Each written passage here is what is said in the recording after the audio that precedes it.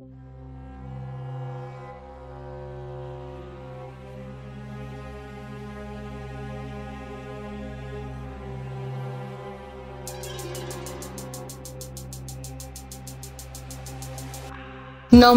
শ্রোতা বন্ধুরা, স্বাগত জানাই আপনাদের গল্পের আসরে। সত্যান্বেষী নিখিলেশ সিরিজের গল্পে আমরা আপনাদের থেকে পেয়ে যাচ্ছি অসংখ্য ভালোবাসা আর সাপোর্ট। তাই আজ আমরা আপনাদের জন্য সত্যান্বেষী নিখিলেশ বক্সী সিরিজের আরও একটি রহস্য রোমাঞ্চ গল্প নিয়ে হাজির হয়েছি। লেখক সুকান্ত দাসের কলমে নিখিলেশ ও কালো চাদরের রহস্য। আশা করি তোমাদের সবার এই গল্পটিও খুব ভালো লাগবে। তাহলে আর বেশি কথা না বলে শুরু করা যাক আমাদের আজকের এই নিবেদন। আর প্রতি সপ্তাহে এরকম দারুণ দারুণ সব গল্প শুনতে হলে কি করতে হবে মনে আছে তো? শুধুমাত্র চ্যানেলটি সাবস্ক্রাইব করে পাশে থাকতে হবে।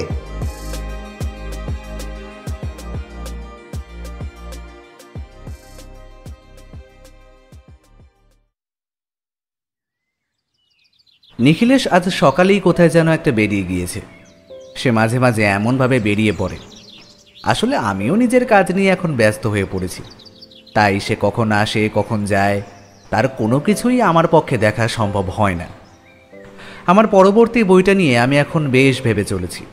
বইটার লেখা যেমন, বইটা খুব তাড়াতাড়িও বাজারে আসতে চলেছে, তাই কাজ দ্রুত গতিতে যেমন আমায় শেষ করতে হচ্ছে, তেমন অন্য কিছুর প্রতি মন কিংবা সময় কোনো কিছুই দিতে পারছি না।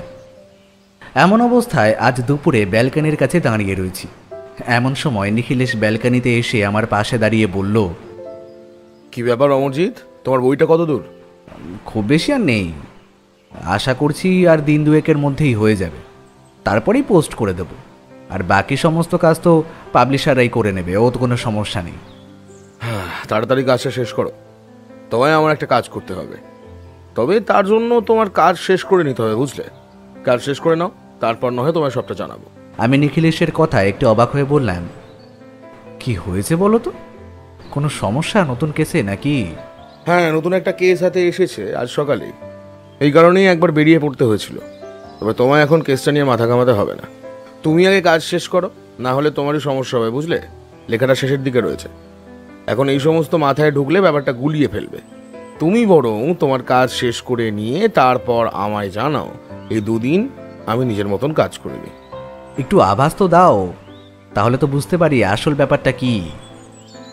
নিখিলেশ ব্যালকনিতে দাঁড়িয়ে একটা সিগারেট ধরালো, তারপর ধোঁয়া ছাড়তে ছাড়তে সামনের দিকে তাকিয়ে বলল,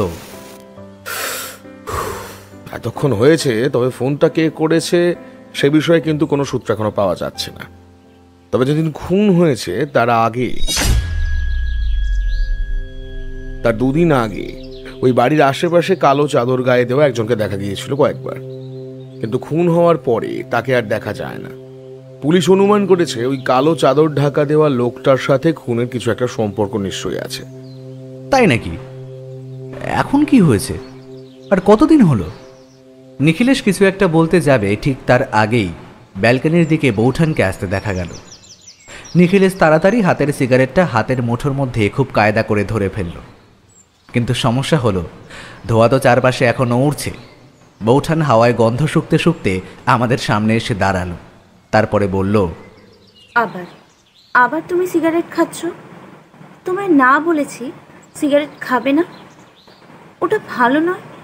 কেন কথা বললে শোনো না বলো তো তুমি? আমার মনে হলো নিখিলেশ ব্যালকনির দেওয়ালের দিকে হেলান দিয়ে খুব সন্তর্পণে হাতটা ব্যালকনির বাইরে নিয়ে গিয়ে সিগারেটটা নিচের দিকে ফেলে দিল।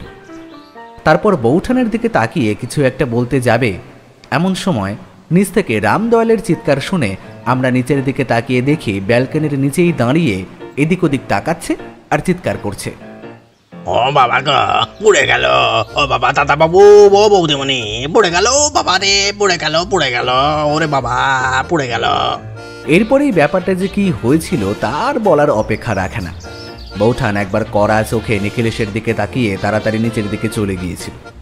আমরাও গিয়েছিলাম, গিয়ে দেখলাম নিখিলেশের ফেলে দেওয়া সিগারেটটা একেবারে সোজা গিয়ে পড়েছে রামদয়ালের ডান হাতের উপরে। খুব একটা ক্ষতি হয়নি, তবে সামান্য করেছে। তবে রামদয়াল আসলে একটু বেশি ভয় পেয়ে গিয়েছে।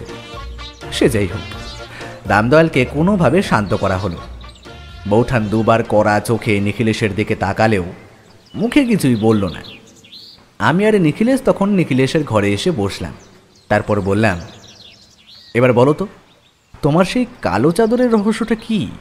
কালো চাদরের রহস্যটাই তো এখনো উদ্ঘাটন করা যায়নি। আমি সেটাই খোঁজ করার চেষ্টা করছি। কেন হয়েছে তার কারণ কোনো মোটিভ স্পষ্ট নয়। তাছাড়া রাতের বেলা বাড়িতে বাকি লোকেরা থাকলেও তারা কিন্তু কিছুই বুঝতে পারেনি। সকালবেলা বাড়ির সামনে বাগানের মৃতদেহ পড়ে থাকতে দেখা গেছে, অথচ দেখে মনে হয় মৃত্যুটা হয়েছে সন্ধ্যের একটু পরে। ও হ্যাঁ, মৃত্যু হয়েছে আজ দিন 3 হলো। কেসটা আমার হাতে এসেছে, তবে তুমি তো জানোই অমরজিৎ, আমি একা একা কোনো কেস তদন্ত করি না। তুমি 2 দিনের মধ্যে কাজ সেরে নাও, তারপর দুজন মিলে একসাথে কাজে লেগে পড়বো। ঠিক? নিখিলেশের এসব কথা শুনে একটু ভালোই লাগলো। নিখিলেশ আমায় ছাড়া কোনো কেসে তদন্ত করে না, এ কথা ডাহা মিথ্যা। কেসের প্রয়োজনে সে একা একা অনেক সময় আমায় না জানিয়েও বেরিয়ে পড়ে। আর নিখিলেশের মুখ থেকে কথা বার করা যে কি অসাধ্য তার বলতে হয়। কিন্তু তবুও আমি জানি নিখিলেশ প্রতিটা কেসে যতটা সম্ভব আমায় তার পাশে রাখে, তাই বড় ভালো লাগলো। আমি বললাম, ঠিক আছে নিখিলেশ, 2 দিন যাক, পরশু দিন থেকে না হয় আমি তোমার সাথেই থাকছি। যাই, কাজটা যত তাড়াতাড়ি সম্ভব এগিয়ে রাখি।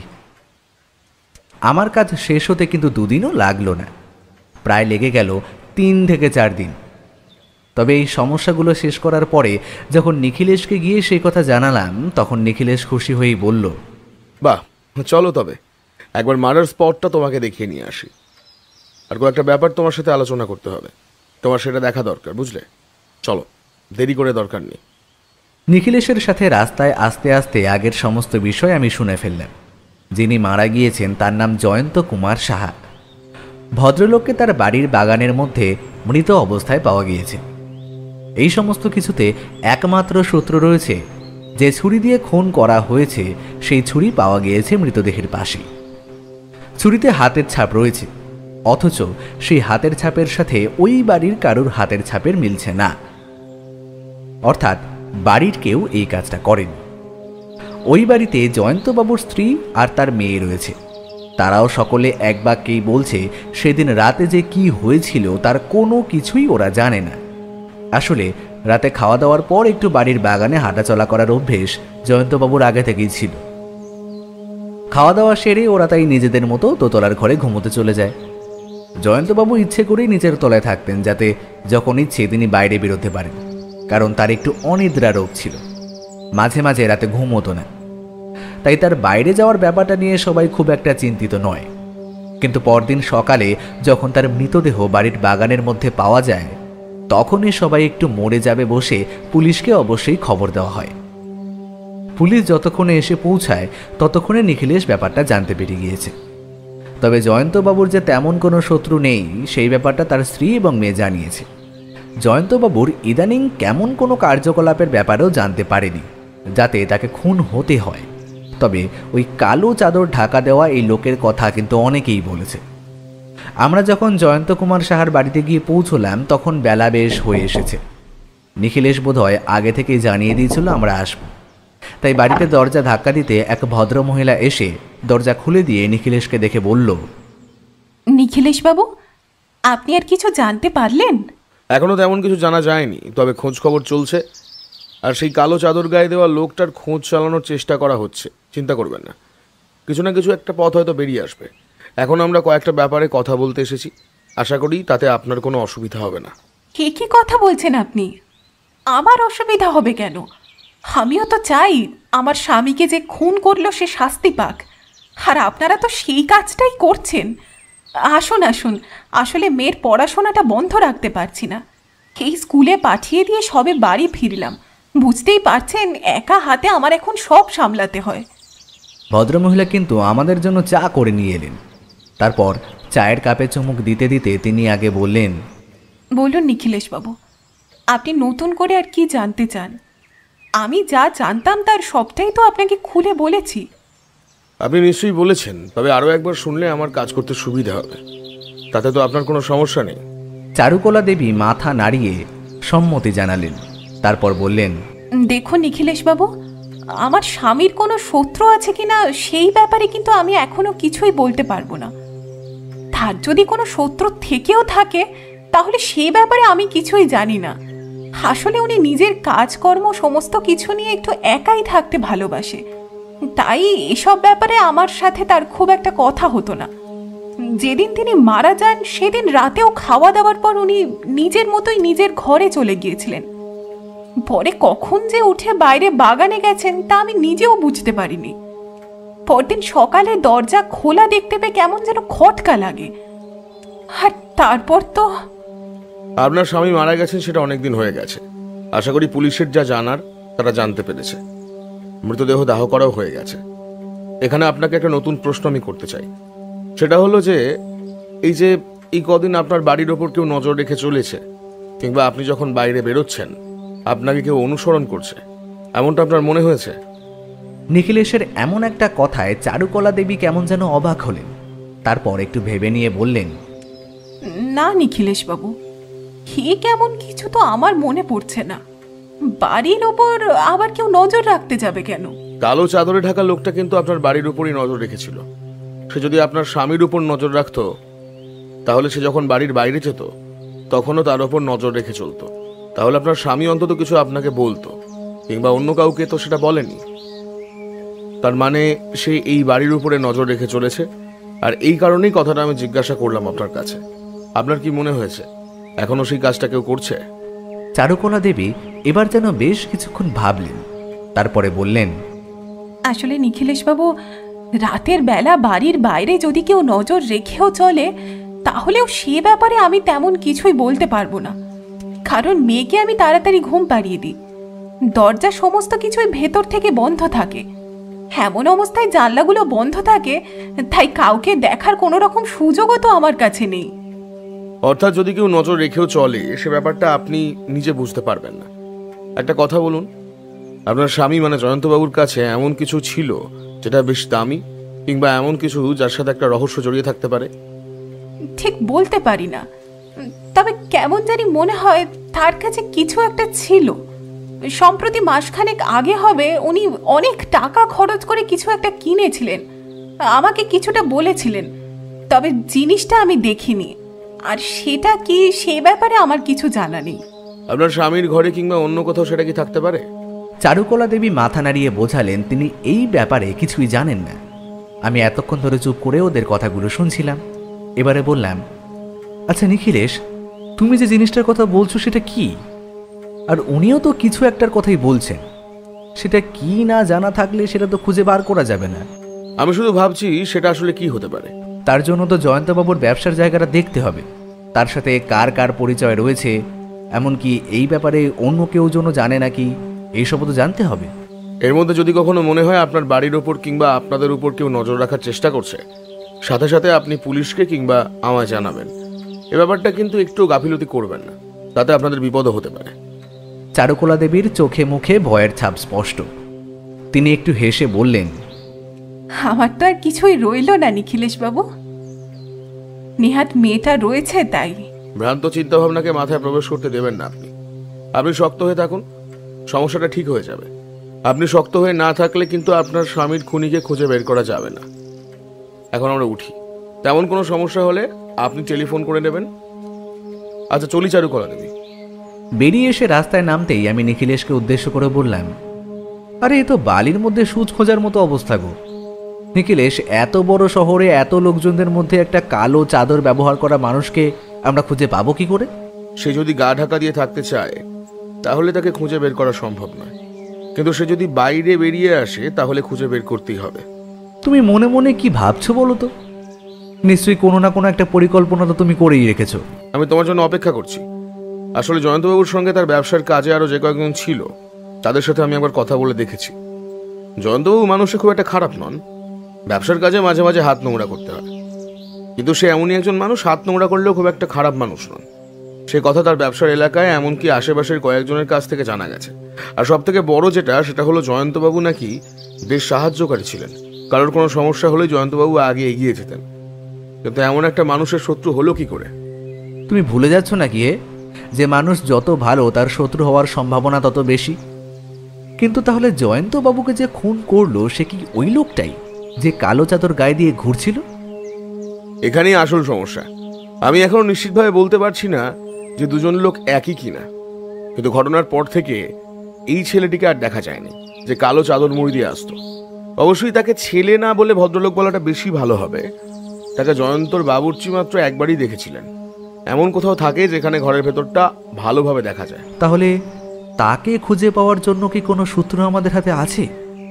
নিখিলেশ মাথা নাড়ালো, তারপরে বলল, সেই কারণে জয়ন্তবাবু স্ত্রীকে সাবধানে থাকতে বলার পাশাপাশি তাকে নজর রাখতে বললাম।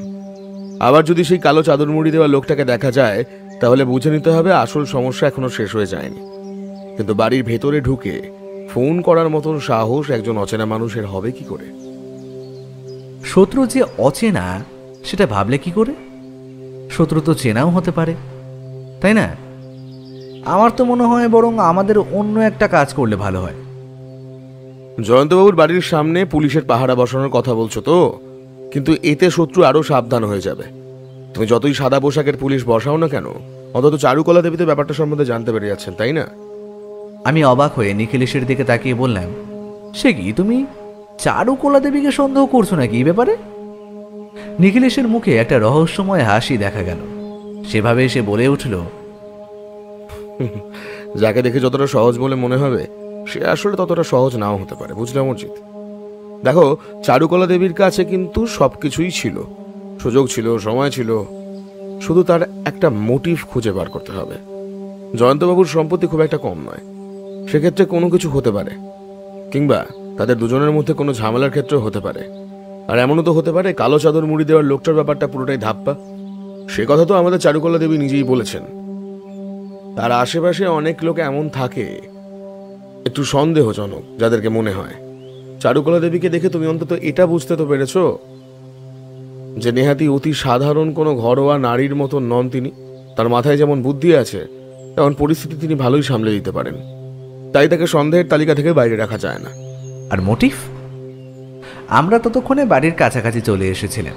বাড়ির ভেতরে ঢুকতে ঢুকতে নিখিলেশ বলল, হ্যাঁ, সেটাই তো খুঁজতে হবে অমরজিৎ, সেটাই খুঁজতে হবে। মোটিভ একটা না একটা আছে, সেটা চারুকলা দেবী হোক কিংবা অন্য কারণ।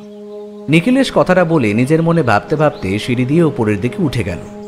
আমি থমকে দাঁড়িয়ে ভাবলাম, নিখিলেশ অন্য কারো একটা কথা বলছে। আবার তাহলে কি এই কেসে আরো অন্য কেউ জড়িয়ে রয়েছে? কিন্তু আমায় তো তেমন কিছুই বলেনি।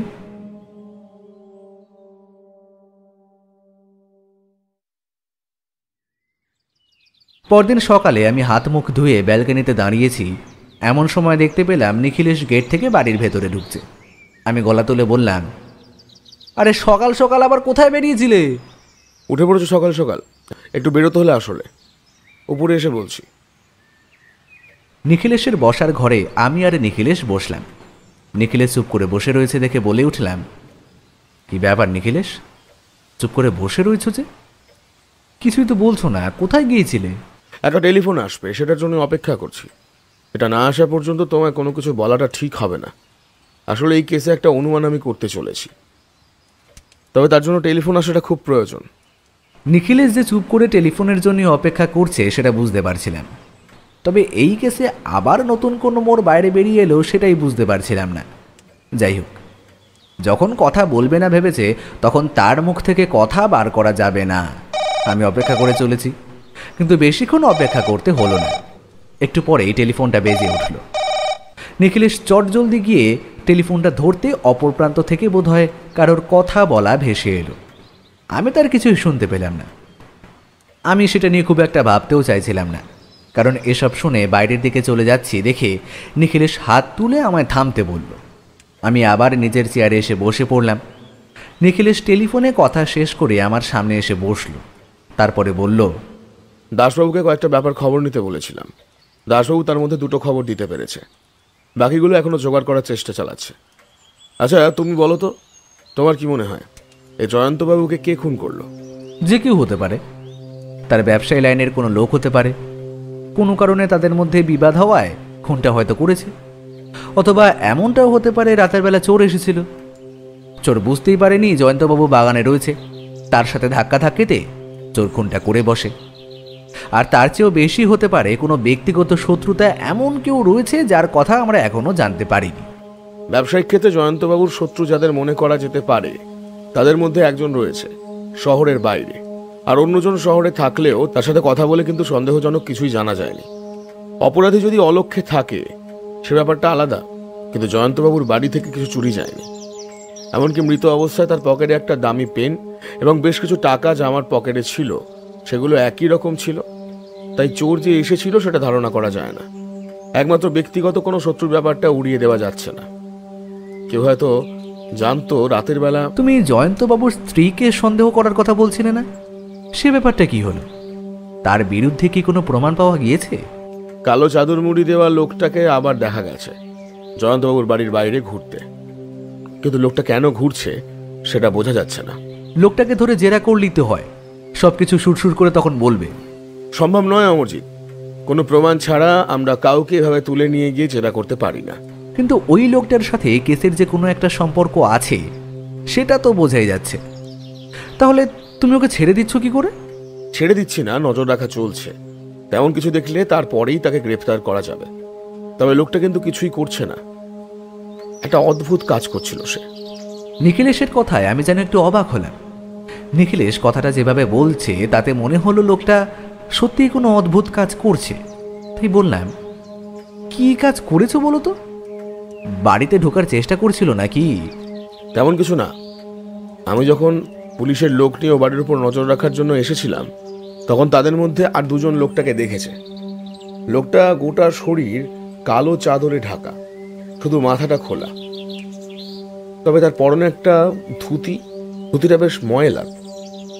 আর এই সমস্ত কিছুর মধ্যে লোকটা বাড়ির সামনে দিয়ে কিন্তু আসছে না।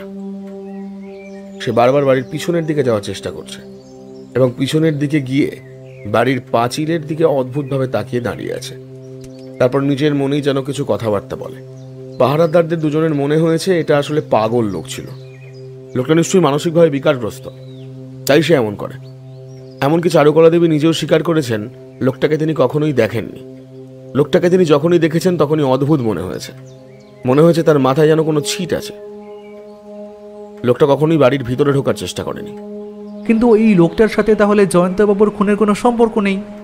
লোকটা যখন বাড়িতে ঢোকেই না তাহলে সেদিন রাতে বাড়িতে থেকে খুন করবে কেন? সেটাই তো বুঝতে পারছি না অমরজিৎ, আসলে ব্যাপারটা কি হচ্ছে। দেখো, চারুকলা দেবী খুন করে থাকলে খুন করতেই পারেন, কিন্তু তার মোটিভের অভাব। টাকা পয়সা বা অন্য কিছু হলে সেটাও মানা যায়, কিন্তু তার একটি মেয়ে রয়েছে। তাছাড়া জয়ন্তবাবুর সাথে তার সম্পর্ক খুব একটা খারাপও নয়। ওই বাড়িতে অন্য কোনো কাজের লোক বা চাকর নেই যারা এই কাজ করে থাকতে পারে।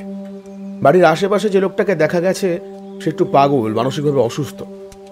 সে এমন কাজ করবে কি করে? তাহলে এখানে থেকে যায় বাইরের কেউ, এমন কেউ যে জয়ন্তবাবুর পরিচিত আর সেদিন রাতে বাড়ির মধ্যে এসেছিল।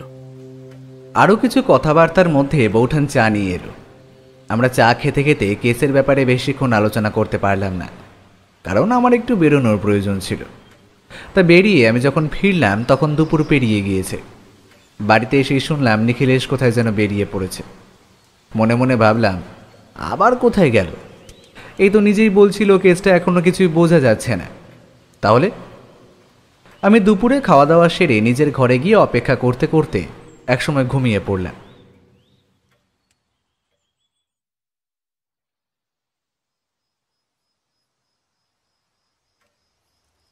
ঘুম যখন ভাঙল তখন প্রায় বিকেল গড়িয়ে সন্ধে হতে চলেছে। উঠে গিয়ে নিখিলেশের ঘরের সামনে যেতেই দেখতে পেলাম নিখিলেশের হাতে সিগারেট জ্বলছে।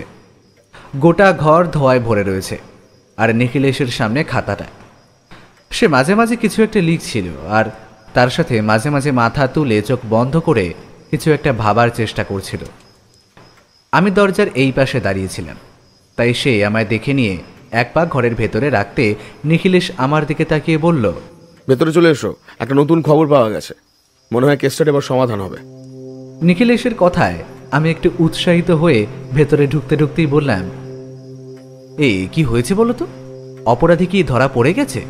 না অমরজিৎ, তবে সে কালো চাদর গায়ে দেওয়ার লোকটার কথা বলেছিলাম, মনে আছে? সেই লোকটাকে কাল রাতে মৃত অবস্থায় পাওয়া গেছে জয়ন্তবাবুর বাড়ি থেকে পিছনের দিকে একটা ফাঁকা জায়গায়। তবে তার শরীরে আঘাতের চিহ্ন বলতে একমাত্র মাথায় ভারী কিছু দিয়ে আঘাত করেছে, আর সেই কারণে সে মারা গেছে। কিন্তু আর প্রশ্ন হলো, তার মানে তৃতীয় কেউ রয়েছে যে এই সমস্ত কাজগুলো করছে, তাই না? হঠাৎ করে একটা সম্ভাবনা আমার মাথায় ঝিলিক দিয়ে উঠল। তাই আমি বললাম, প্রথম থেকে আমরা ভাবছিলাম ওই কালো চাদর মুড়ি দেওয়া লোকটাই জয়ন্তবাবুকে খুন করেছে, কিন্তু এখন সে নিজেই খুন হয়ে গিয়েছে। তাহলে আমার মনে হয় না জয়ন্তবাবুর খুনের সাথে তার কোনো সম্পর্ক রয়েছে, কারণ তার কাছে যদি থাকতো তাহলে সেটা সে খুন করার পরে নিয়ে চলে আসতো। সেটা সেখানে ফেলে আসবে কেন? আর ছুরিতে থাকা হাতের ছাপ আর এই পাগল লোকটির হাতের আঙুলের ছাপ মিলিয়ে দেখলেই তো তা বোঝা যাবে। ওই কাজটাই আগে করা হয়েছে অমলি। ওটা করে জানা গেছে ছুরিতে এই লোকটার হাতের ছাপ ছিল না। অবশ্য সেটা আমি আন্দাজ করেছিলাম। এই লোকটাকে কে মারলো আর কেন মারলো? আমার মনে হয় এই লোকটা জয়ন্তবাবুর খুন হওয়া দেখেছিল, কিংবা লোকটা এমন কিছু জানতো জানিয়ে অপরাধের ভয় ছিল, আর সেই কারণে তাকে খুন করে চিরদিনের মতো মুখ বন্ধ করে দেওয়া হয়েছে। তাহলে অপরাধী এখন আর নতুন কিছু করবে না। জয়ন্তবাবুর খুন হয়ে গেছে, এই লোকটিও আপাতত শেষ। অপরাধী এখন নিশ্চিন্তে থাকবে, কিন্তু তাহলে অপরাধীকে ধরতে সমস্যা হয়ে যাবে। তো তোমার সন্দেহের তালিকায় এই মুহূর্তে কে কে আছে বলো তো? সন্দেহের তালিকায় এখন অনেকেই আছে। জয়ন্তবাবুর ব্যবসার সাথে জড়িয়ে থাকা কয়েকজনও তার শত্রু। আর কেন জানি না জয়ন্তবাবুর স্ত্রীকে আমি সন্দেহের তালিকা থেকে বাদ দিতে পারছি না। তিনি কিছু তো একটা জানেন, এমন কিছু একটা যেটা এই কেসটাকে অন্যদিকে ঘুরিয়ে দিতে পারে। আর ওই খুন হয়ে যাওয়া লাশগুলোর পাশে ছবি ফেলে রেখে যাওয়ার যে ব্যাপারটা, যখন খুনটা হয় আচমকা, পূর্ব পরিকল্পনা মতো নয়। তাহলে এখন? নিখিলেশ সিগারেটটা একটা পাত্রে চেপে দিতে দিতে বলল, এখন আর কিছুই নয়, এখন একটু অপেক্ষা করতে হবে। দাসবাবুকে দু একটা ব্যাপার খোঁজ নেওয়ার কথা বলা রয়েছে। তিনি ব্যাপারগুলো জানতে পারলে কেসটা সহজ হয়ে যাবে। মৃতদেহের মাথায় ভারী কিছু দিয়ে আঘাত করা হয়েছে, সেটা লোহার কিছু হতে পারে। আর এক্ষেত্রে কিন্তু আশেপাশে সেটা পাওয়া যায়নি, তার মানে এক্ষেত্রে খুনি অন্য কেউ। কয়েকটা খটকা অমরজিৎ, কয়েকটা খটকা আমায় কেসটা থেকে সরিয়ে দেওয়ার চেষ্টা করছে, কিন্তু খটকাগুলো সমাধান করতে পারলেই কেসটা আমার হাতের মুঠোয় চলে আসবে। নিখিলেশের কেসটা সমাধান করতে লেগেছিল আরও দুদিন। এই দুদিনের মধ্যে নিখিলেশকে আমি সবসময় ব্যস্ত দেখেছি। এই টেলিফোনে দাসবাবু কিংবা অন্য কারোর সাথে কথা বলছে, আবার এই করার ফাঁকে বেরিয়ে পড়ছে। কখন বাড়ি ফিরছে, কখন খাচ্ছে, কখন ঘুমোচ্ছে, তার কিছুই বোঝা সম্ভব নয়। এই নিয়ে একদিন দুপুরে বৌঠানের সঙ্গে বেশ কথা কাটাকাটি হয়েই গেল। তোমায় কতবার বলেছি হাতে কেস থাকুক যাই না থাকুক, স্নান খাওয়াটা অন্তত সময় মতো করে নাও। সে তুমি বিছানায় শুয়ে জেগে থাকবে সেটা আমি জানি, তাই স্নান খাওয়াটা তো সময় মতো করে নাও, না হলে একবার বিছানায় পড়লে তখন তোমায় দেখতে কে আসবে? এখন এসব নিয়ে ভাবার সময় নেই কৃষ্ণা। এখন এই কেসটার সমাধান করতে হবে। কেসটা এমন একটা পর্যায়ে এসে দাঁড়িয়েছে তুমি ভাবতে পারছো না। আমি ভেবে কি করব? সে সমস্ত সব কিছুর জন্য তো পুলিশ আছে, আইন আছে। তাই বলে তোমাকে নিয়ে সব সময় টানাটানি কেন বাপু? আহা, রাগ করছো কেন? আমি তোমায় কথা দিচ্ছি, কেসটার সমাধান হয়ে গেলে আমরা নিশ্চয়ই কোথাও একটা বেড়াতে যাব। ঠিক এবারে রাগ কমেছে তো? 2 দিনের মধ্যেই কেসটার সমাধান হয়ে যাবে। তুমি বুঝতে পারছো না, দুটো খুন হয়ে গেছে কৃষ্ণা। নিখিলেশের শেষ কথায় বৌঠান একটু রাগ করল। খাবার দিতে দিতে তবু একটু কড়া গলাতেই বৌঠান বলে উঠল, সে কথা আমি অনেক শুনেছি, আর এই কথা যে তোমার শুধু মুখের কথা সেটাও আমি জানি। আজ পর্যন্ত কি এমন কিছু হয়েছে? তুমি বলেছ আচ্ছা, ঠাকুরপো তো রয়েছে, ঠাকুরপো তো বলুক। আমি এই কথায় কোনো উত্তর করলাম না, কারণ এই সময় কথা বলতে যাওয়াটা বোকামি। আমি চুপচাপ নিজের মতো খেয়ে যেতে লাগলাম। এদিকে নিখিলেশ আর বৌঠানের মধ্যে বেশ খানিক্ষণ কথাবার্তা চলতে লাগলো। শেষে নিখিলেশ বলল, আচ্ছা, এই কেসটা শেষ হোক, তারপর তোমায় নিয়ে আমরা একবার কোথা থেকে ঘুরে আসবো। অমরজিতের সামনে তোমায় কথা দিলাম। নিখিলেশের কথার যে দাম আছে সেটা বৌঠান নিজেও জানে, তাই এরপরে আর কিছুই না বলতে পেরে রাগে গজগজ করতে লাগলো। কিন্তু সেদিকে নিখিলেশ তেমন পাত্তা দিল না, নিজের মতো খাওয়া দাওয়া সেরে নিজের ঘরে গিয়ে ঢুকলো। একটু পরে আমিও সেখানে গেলাম। একটু অপেক্ষা করার পর নেহাত মজার ছলেই বলে উঠলাম, তাহলে নিখিলেশ, কেসের সমাধান এখনো পর্যন্ত হয়নি তাই তো? হয়নি, তবে আশা করছি খুব শিগগিরই শেষ হয়ে যাবে, আর সেটা একদিনের মধ্যেই হতে পারে। আমি নিখিলেশের এমন একটা কথায় অবাক হলাম, তাই বললাম, সে কি কথা? তুমি এখনো ধরতেই পারোনি অপরাধীকে, তাহলে একদিনের মধ্যে সমাধান হয়ে যাবে কি করে? নিখিলেশ মাথা নাড়িয়ে সম্মতি জানালো, কিন্তু নতুন করে আর কিছুই বলল না। আমি আর এই বিষয় নিয়ে কিছু প্রশ্ন করলাম না। নিখিলেশ সময় নিজেই বলল আজকে রাতটা অবধি অপেক্ষা করতে, তারপর কাল সকালে সে আমার সমস্তটা খুলে বলবে। আমিও অপেক্ষা করলাম। তবে রাতের বেলা যে নিখিলেশ নিজে বেরিয়ে পড়বে সেটা বুঝতে পারিনি। খবরটা পেলাম পরদিন সকালে, তাড়াতাড়ি উঠে নিখিলেশের ঘরে এসে। বৌঠান বলল, কেন ঠাকুরপো, তুমি জানো না? সে তো কাল রাতেই বেরিয়ে পড়েছে। বলেছিল আজ রাতটা তাকে বাইরে থাকতে হবে, সকাল সকাল ফিরে আসবে। আসার সময় হয়ে এলো কিন্তু। আমি মনে মনে একটু ক্ষুব্ধ হলাম। নিখিলেশ যখন রাতে বেরিয়ে পড়বে তখন সে কথা আমায় বলল না কেন? তাহলে কি এমন কোনো একটা কাজ এসে গেছে যেখানে আমি গেলে তাকে সমস্যায় পড়তে হতো? এমনটা হতেই পারে, কিন্তু মনে মনে একটা কৌতূহল অনুভব করতে লাগলাম। তাহলে কি নিখিলেশ আজই দুপুরের দিকে ধরে ফেলবে? আর যদি সেটাই হয় তাহলে অপরাধীটা কে? নিখিলেশ যা সন্দেহ করছে তাই কি? নিখিলেশ ফিরে এলো একটু দুপুরের দিকে। তার মুখে তখন যেন যুদ্ধ জয়ের মতো একটা রহস্যময় হাসি। আমাদের অপেক্ষা করতে বলে প্রথমে বাথরুমে চলে গেল। ভালো করে স্নান সেরে জামা কাপড় বদলে একেবারে দুপুরের খাওয়া দাওয়া সেরে আমরা যখন নিখিলেশের ঘরে বসলাম তখন দেখি বৌঠানও সেখানে এসে হাজির। বৌঠানের এই একটা নতুন স্বভাব হয়েছে। কেসের সমাধান হয়ে যাওয়ার পর বৌঠান সেই গোটা ব্যাপারটা নিখিলেশের কাছ থেকে শুনে মাঝে মাঝে আমিও তার সাথে থাকি, মাঝে মাঝে সম্ভব না হলে নিখিলেশের কাছ থেকে সে অন্য কোনো সময় ব্যাপারটা শুনে নেয়। সেটা আমায় নিখিলেশ বলেছে, আর তাতে একটা জিনিস ভালো, সে যাই হোক। আমরা সবে খাওয়া দাওয়া সেরে উঠেছিলাম, তাই বলেই হয়তো চায়ের পাতটা আর হলো না। উনি খেয়ে এসে একটা সিগারেট ধরিয়ে নিজের মতোই টেনে চলেছিল জানলার ধারে দাঁড়িয়ে। কারণটা আমি বুঝতে পারছিলাম না, কিন্তু পরে যখন বৌঠান এসে সে দরজা দিয়ে ঢুকতে গেল তখন দরজাটা তাকে সামান্য ঠেলে ঢুকতে হলো। আসলে ইচ্ছে করে দরজাটা ভেজিয়ে রেখেছিল, আর সেই সময়টুকুতে জানালার কাছে রাখা এর মধ্যে সিগারেটটা নিচে ঢুকিয়ে দিল। তারপর এমনভাবে বিছানা থেকে একটা খাতা তুলে নিয়ে চেয়ারে এসে বসলো যেন কোনো একটা কাজে টেবিলের কাছে গিয়েছিল। বৌঠান কিন্তু ঘরে ঢুকে নিজের চেয়ারে বসে কিছুক্ষণ বাতাসে গন্ধ শুকতে বলে উঠল, আবার তুমি সিগারেট খাচ্ছ? কোথায়? আমি সিগারেট খাইনি। তুমি বাইরে থেকে কোথাও গন্ধ পাচ্ছিলে? কই, আমি তো গন্ধ পাচ্ছি না। এই অমরজি, তুমি গন্ধ পাচ্ছ? আমি জানি মাঝে মাঝে নীরবতা পালন করাই শ্রেয়, তাই আমি বলে উঠলাম, আমি না ঠিক বুঝতে পারছি না নিখিলেশ, আসলে কাল থেকে তো আমার সামান্য ঠান্ডা লেগেছে, ওই জন্য আর কি। বৌঠান আমার দিকে একবার তাকিয়ে তারপর নিজের চেয়ারে বসে পড়ল। তারপর তাকিয়ে বলল, আচ্ছা এবার বলো তো, এই কেসটা কিভাবে সমাধান করলে তুমি? বলেছিলে যে আজকের মধ্যে সব জানতে পেরে যাবে। হ্যাঁ, আমি জানতে পেরেছি। এই কেসটা সমাধান হয়ে গেছে, আর তার জন্য আমায় কাল রাতে বেরোতে হয়েছিল। তুমি ভাবতে পারবে না কেসটা কোন দিকে গিয়েছিল। নিখিলেশের কথায় আমি আর বৌঠান দুজনে অবাক হয়ে তাকিয়ে রইলাম তার দিকে। নিখিলেশ কেমন যেন চুপ করে বসে রইল, তারপরে বলল, মৃতদেহ যেদিন আমি প্রথম দেখেছিলাম একটা ব্যাপার লক্ষ্য করেছিলাম। বাড়িতে ঢোকার যে বাইরের গেটটা রয়েছে সেই গেটটা বেশ ছোট। সেই গেট পেরিয়ে যে কেউ লাফ দিয়ে ভিতরে ঢুকে যেতে পারে। বাড়ির পেছনের দিকে পাঁচিলটাও খুব একটা বড় নয়। সেই পাঁচিলের উপরে ছোট ছোট কাচের টুকরো বসানো আছে, মানে তৈরি করা হয়েছে এমনভাবে যাতে পিছনের দিক থেকে কেউ বাড়িতে ঢুকতে না পারে, অথচ সামনের দিক থেকে খুব সহজেই বাড়িতে ঢোকা যায়।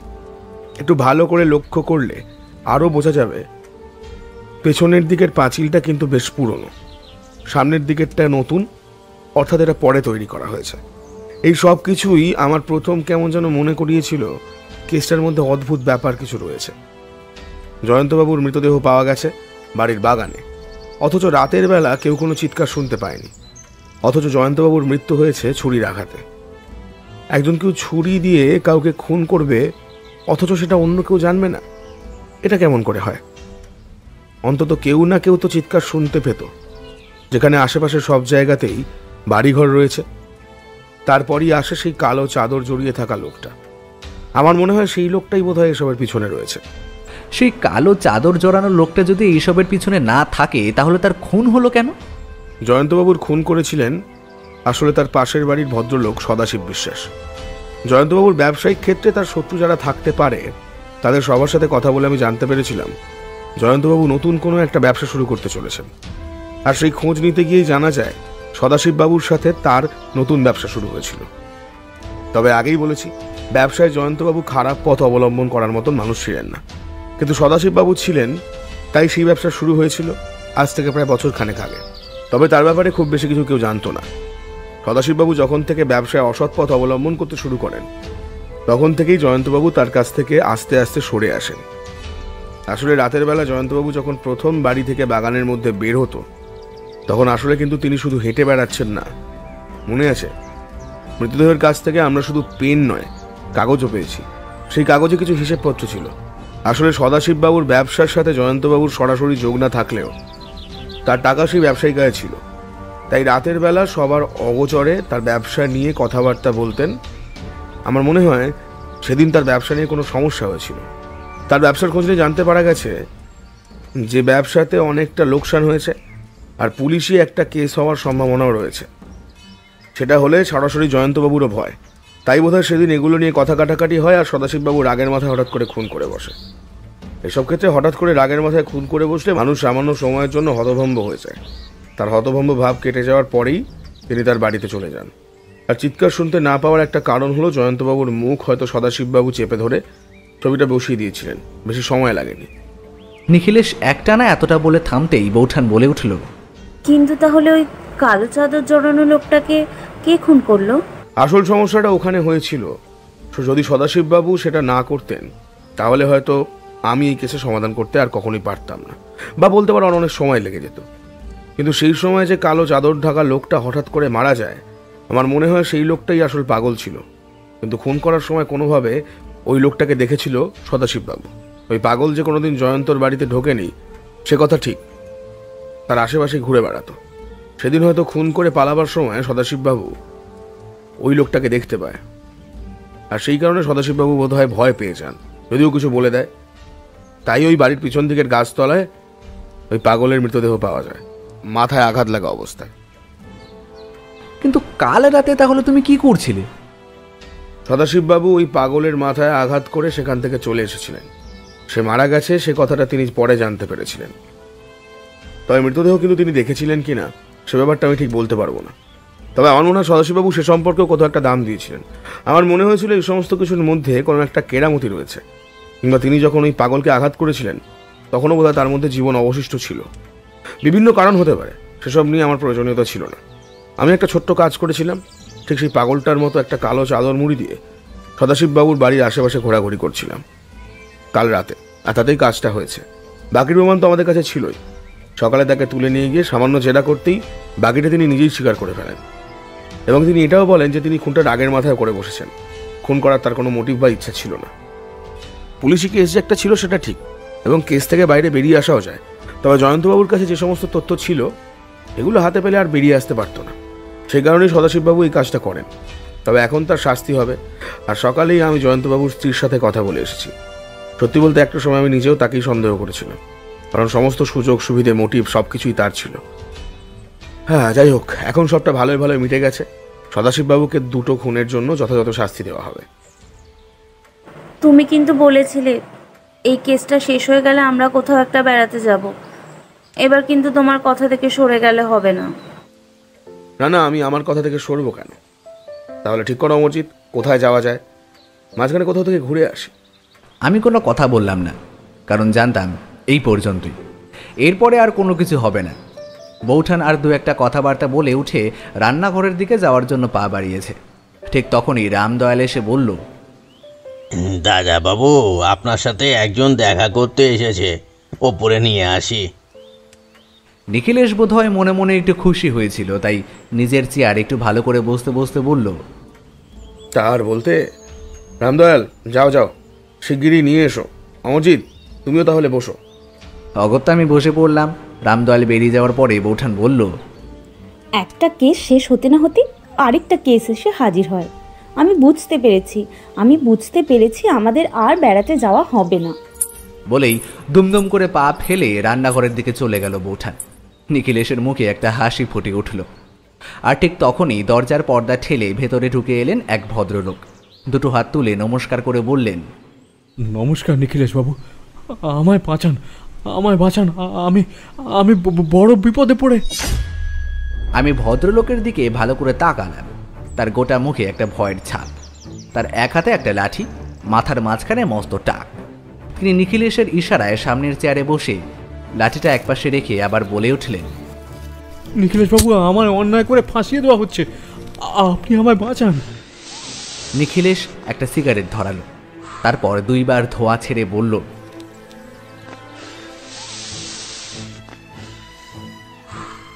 বেশ, সমস্যাটা আপনি খুলে বলুন। ভদ্রলোক বলতে শুরু করলেন,